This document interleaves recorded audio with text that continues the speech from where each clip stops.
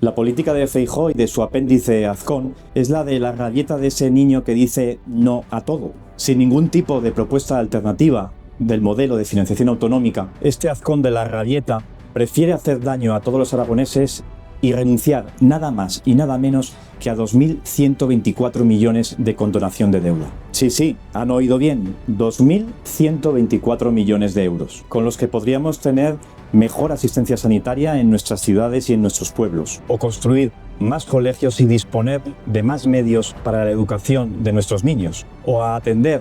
a muchas más personas mayores o dependientes, entre otras muchas cosas. Y este boicot suicida de Azcón sucede mientras sigue eliminando impuestos a los más ricos. Y esto sucede porque Azcón no se sale de su verdadero plan: beneficiar a los de siempre, a los más ricos y a los más poderosos, en lugar de a todos los aragoneses, que son los que realmente se beneficiarían de esta condonación. Es hora de que Azcón piense menos en su sillón en Madrid